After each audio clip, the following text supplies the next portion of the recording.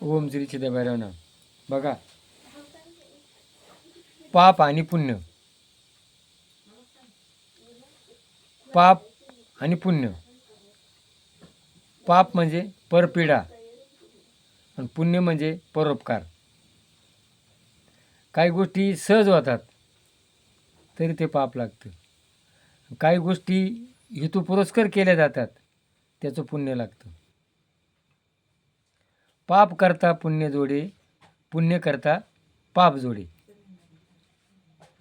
तर बघा, परिस्थिती राजा जंगलात गेला होता शिकारी करता आणि एक साधू तपाला बसला होता आणि त्यांनी मेलेला साप त्याच्या गळ्यात घातला सहज मस्करी म्हणून.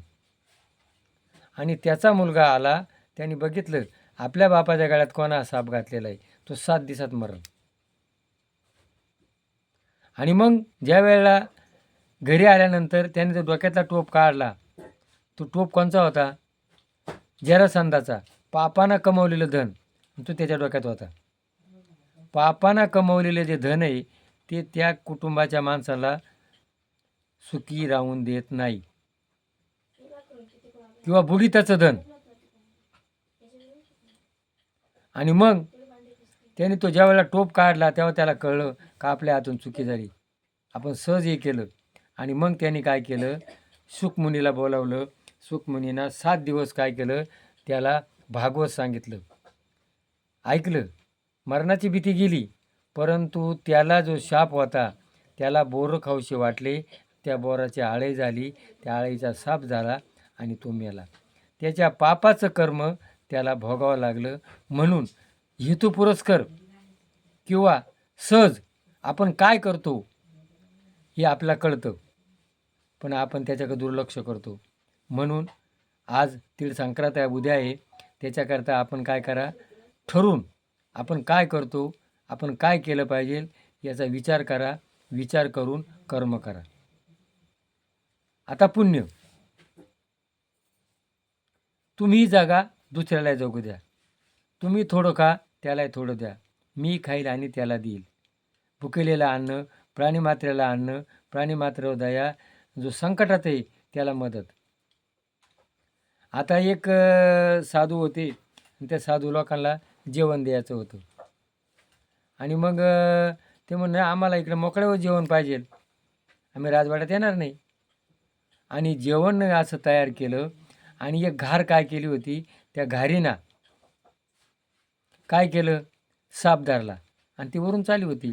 त्या सापाच्या तोंडातून ते गरळ त्या अन्नात पडलं आणि ते साधू मेले. आता यमाला असा प्रश्न पडला का हे पाप कोणाचं डोकं लावायचं? घारीचं खाणं काय, साप. तर राजानं तर साधूंना जेवण दिलंय, मग आता हे पाप कोणावर लावायचं? बघा, नंतर काही दिवसांना असे चव्हाट्यावर 4 जण बसले होते आणि ते काय करत होते, राजाची टीका करत होते. राजानं साधूंना जेवण घातलं, साधू मेले. आणि मग काही साधू त्या राजाकडे आले होते. अहो साधूक जाऊ नका म्हणे, राजाकडे जाऊ नका, त्या राजानं आता साधू मारले जेवण घालून.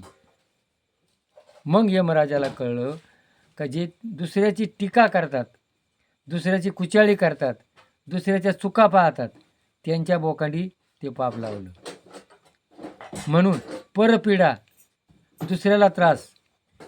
आज समाजामध्ये दुसऱ्याची टिंगल करणं, कुटाळ्या करणं, दुसऱ्याच्या चुका पाहणं याला लोकांना मजा वाटते. म्हणून कुणाच्याही चुका पाहू नका, कुणाचाही टिंगल करू नका, कुणाची चेष्टा मस्करी करू नका, दुसऱ्याला त्रास होईल असं कर्म करू नका. जगा आणि जगू द्या ही संस्कृती या तीळ संक्रांतीच्या दिवशी आपण संकल्प करा. तिळगुळ घ्या आणि गोड बोला. जय भैरवनाथ महाराज की जय.